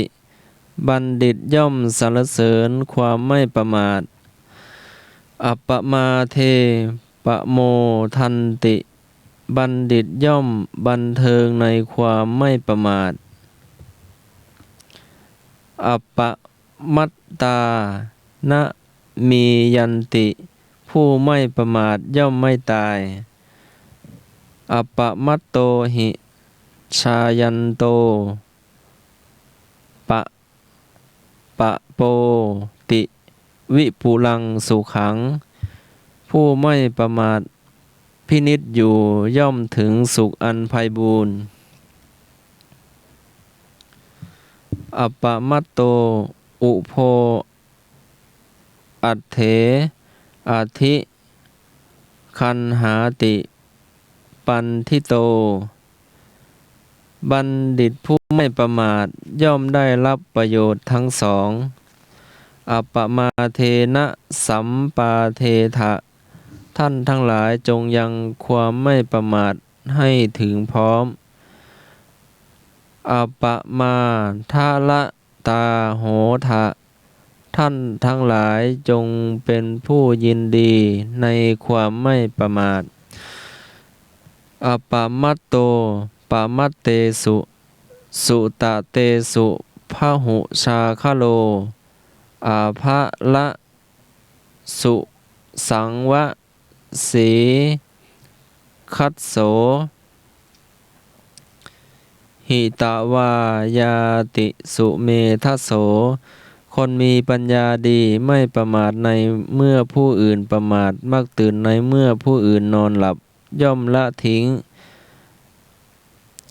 เหมือนม้าฝีเท้าเร็วทิ้งม้าไม่มีกำลังไปฉะนั้น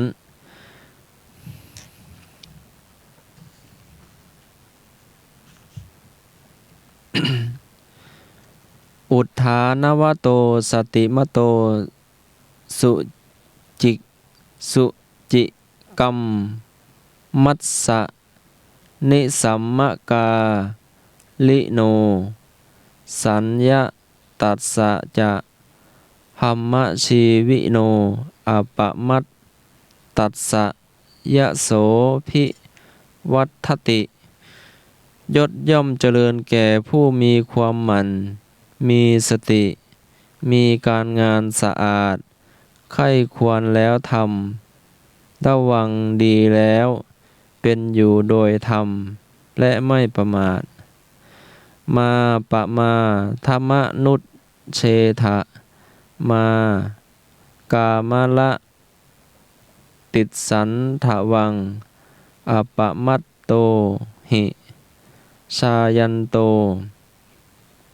ปัปโปติปรมังสุขังอย่ามัวประมาทอย่ามัวแต่ประมาทอย่ามัวแต่สนิทชิดชอบในกามเพราะผู้ไม่ประมาทพิจารณาอยู่ย่อมถึงบรมสุขอปมัตตาสติมันโตสุสีลาโหทะภิกขโวสุสมาหิตะสังกัปปาสจิตตมนุลักขาทะภิกษุทั้งหลายพวกเธอจงเป็นผู้ไม่ประมาทมีสติมี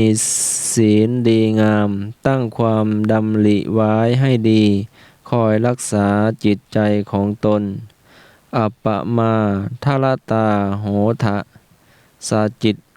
ตมนุลักขทะทุกขาอุ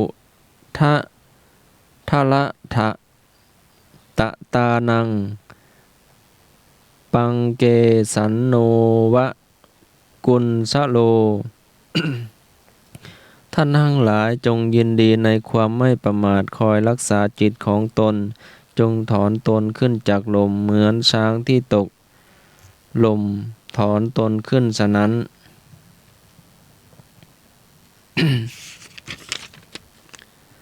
อัปปมาทาละโตภิกขุปมาเทพายะทัสสิวาสัญโยชนังอนุงถูลังทะหังอะคาวีวะคัจฉติภิกษุยินดีในความไม่ประมาทหรือเห็นภายในความประมาทย่อมเผาสังโยชน์น้อยใหญ่ไปเหมือนไฟไหม้เชื้อน้อยใหญ่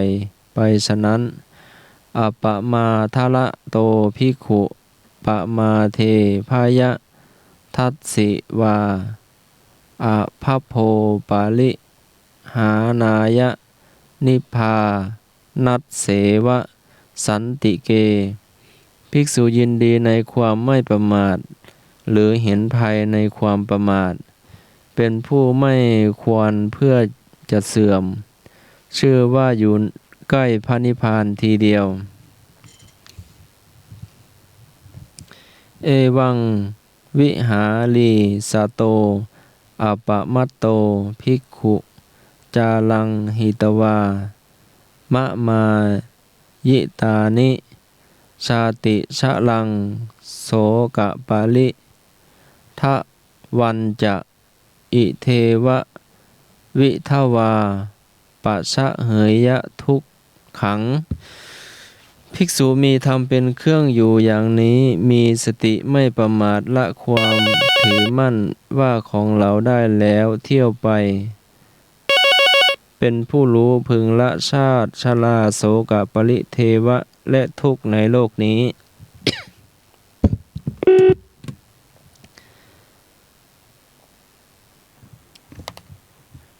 อุทาเน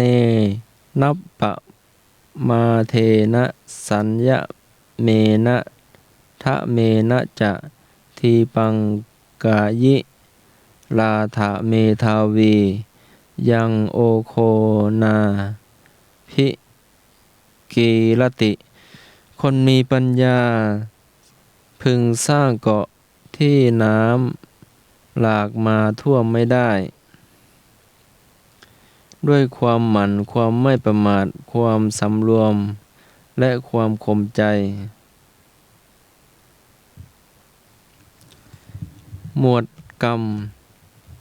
กรรมวรรคกัมมังสัตเตวิภัชชติยะทิทังหินัปปณีตตายะกรรมย่อมจำแนกสัตว์คือให้สามและประณีตยังเกณจิสิธิลังกัมมัง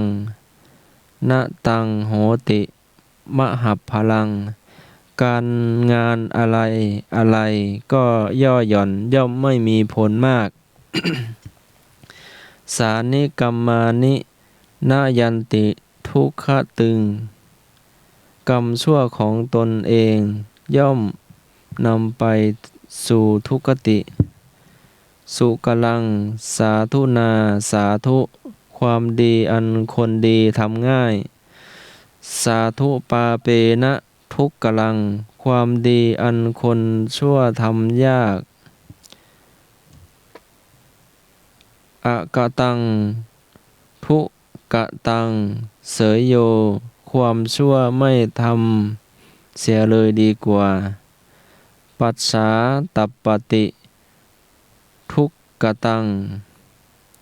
ความชั่วย่อมเผาผลาญในภายหลังกตัญจะสุกตังเสยโยความดีทำนั่นแลดีกว่า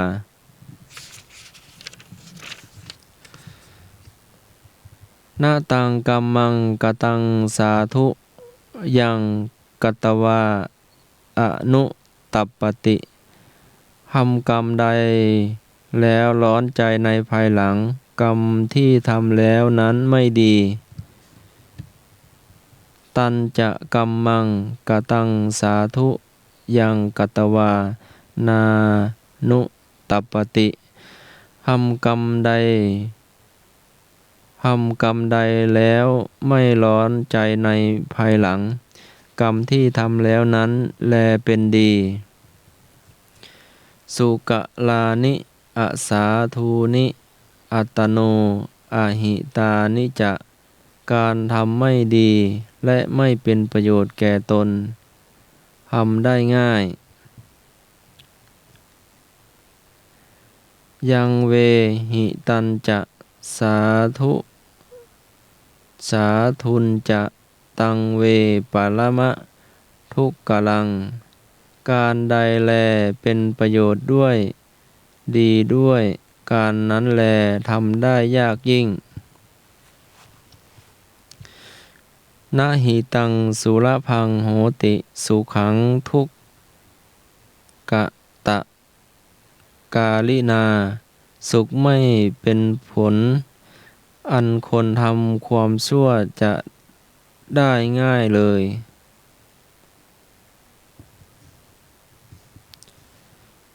กัลยาณกาลีกัลยาณังปาปกาลีจะปาปกังทำดีได้ดีทำชั่วได้ชั่ว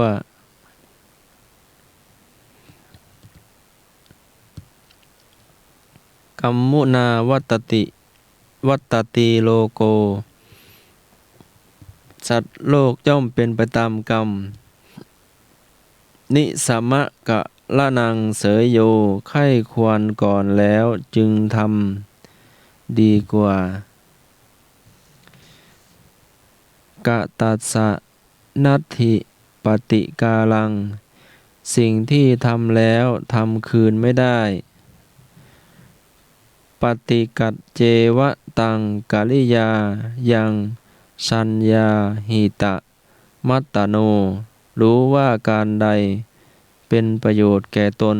พึงรีบทำการนั้นเทียวกะลิยาจะกะลิยาเจกะลิยากะลิกะยิรานาถัง ถ้าจะทำพึงก็พึงทำการนั้นจริงๆกะเลยยะวากะยังนานุกรรมปะกานัง ควรทำตามถ้อยคำของผู้เอ็นดู กาลานุรูปังวะทุลังนิยุตเช พึงประกอบธุระให้เหมาะแก่การเที่ยว ลักเขยยะอัตโนสาทุงลาวนังโลนตังยะถา พึงรักษาความดีของตนไว้ ดังเกลือรักษาความเค็ม กิจจานุกุปพะสะกะเลยยะกิจจัง พึงทำกิจแก่ผู้ช่วยทำกิจ นานัตถกามัสสะกะเลยยะอัตถัง ไม่พึงทำประโยชน์แก่ผู้มุ่งความพินาศ มาจะสาวัชชะมาฆมา อย่ามาถึงกรรมอันมีโทษเลย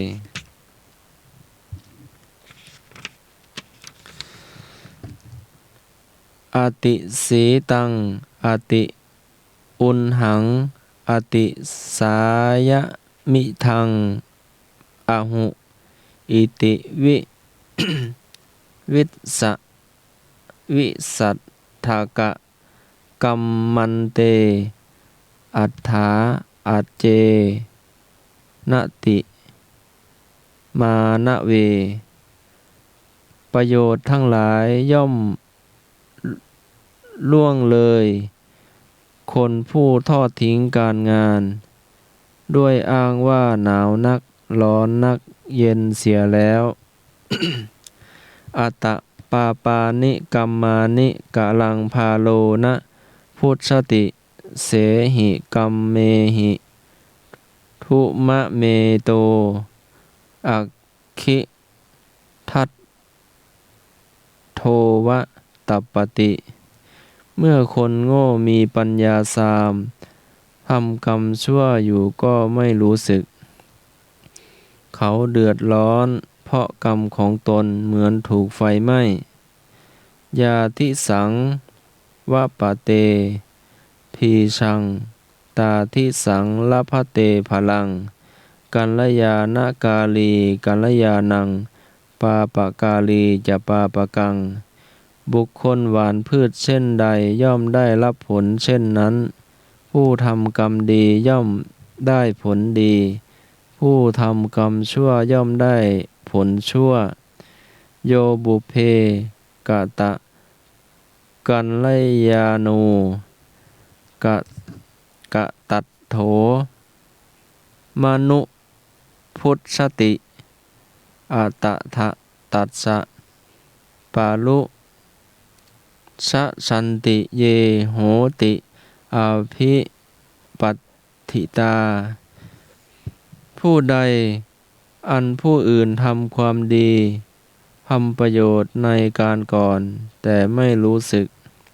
คุณของเขาประโยชน์ผู้นั้นปรารถนาย่อมฉิบหายโยบุเพกะตะกัลยาโนกะตัตโถมนุพุทธติตถาตัสสะปวัตทันติเยโหติอภิปัตถิตา ผู้ใดอันผู้อื่นทำความดีทำประโยชน์ ให้ในการก่อนแล้วสำนึกคุณของเขาได้ประโยชน์ที่ผู้นั้นปรารถนาย่อมเจริญโยบุเพกาละนียานิปุจฉาโสกาตุมิจฉติวรุณกัตถังพันโชวะสะปัจฉาอนุตัปปติผู้ใดปรารถนาทำกิจที่ควรทำก่อนในภายหลังผู้นั้นย่อมเดือดร้อนในภายหลังดุจมานพผู้ประมาทแล้วรีบหักไม้กลุ่มฉะนั้น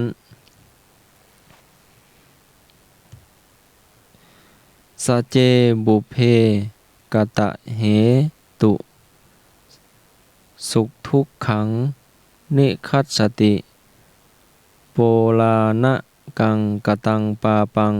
ตะเมโสมุจจะเตอินังถ้าประสบสุขทุกข์เพราะบุญบาปที่ทำไว้ก่อนเป็นเหตุชื่อว่าเปื้องบาปเก่าที่ทำไว้ดุจเปื้องนี่ฉะนั้นสุกามานิภูตานิโยทันเทนะวิหิสติอัตตโน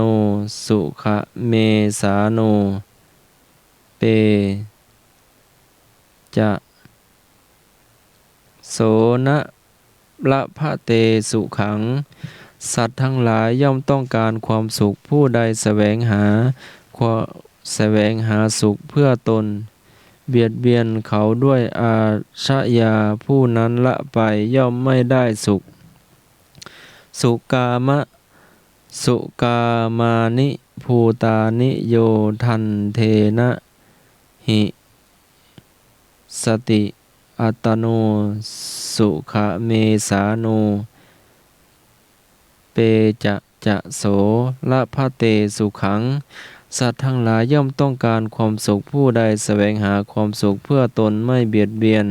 เขาด้วยอาชญาผู้นั้นละไปย่อมได้สุขอุทธาตากัมมะเทยะเยสุอัปปมัตโตวิจักขโนสุสังวิหิตตะกัมมันโตสราชวสตึงวเสผู้มันในการงานไม่ประมาทเป็นผู้รอบคอบจัดการงานเรียบร้อยจึงควรอยู่ในราชการ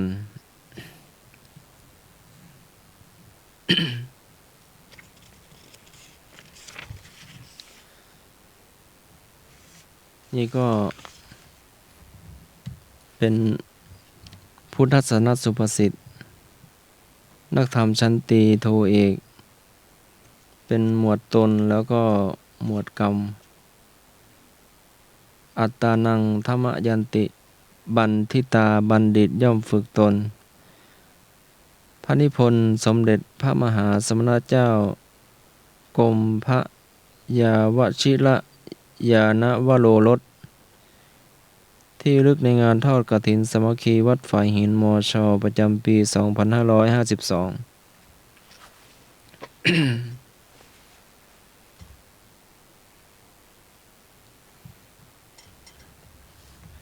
ก็ได้อ่านภาษาบาลีแล้วก็คำแปลก็ได้ถึงเวลาพอสมควรช่วงนี้ท่านอาจจะมาอำลาก็โทรมาได้เนอะ เจริญพรครับผมเจ้าช่วงอำลาแล้วเนอะขออภัยด้วยนะครับอาจารย์แล้วก็ท่านอาจารย์สำนักด้วยนะครับเจ้าวันนี้จะช่วยแบบกระทบกระแทนเลยเนาะครับแล้วก็ขอบคุณพี่สมัยตัวเองนะครับ แล้วก็ให้กำลังใจพี่สมัยตัวเองนะครับแล้วก็ขอ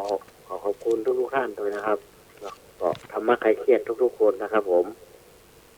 แล้วก็นอนรับฝันดีราตรีสวัสดิ์ทุกท่านทุกคนนะครับไว้สานมัสการและสวัสดีครับ เจ้าขอบคุณโยมเบี้ยวเนาะโยมท่านเดินจะอำลาเนอมาแล้ว เจ้า เจ้าแม่บูญ เจ้าภาษาท่าจารย์ภาษาท่าตะมังตีนึง เจ้า เจ้าแล้วก็ทุกๆคนตีนึงที่มารับมานอนสอนหน้าปากันใหม่เนาะ เจ้า สวัสดีสวัสดีนะเจ้า เจ้าสวัสดีเจ้า เจ้าเจริญพร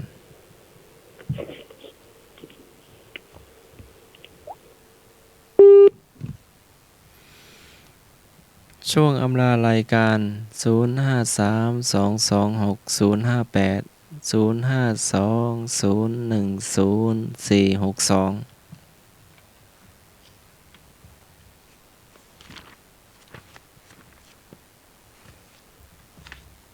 โทรมาได้เนอะ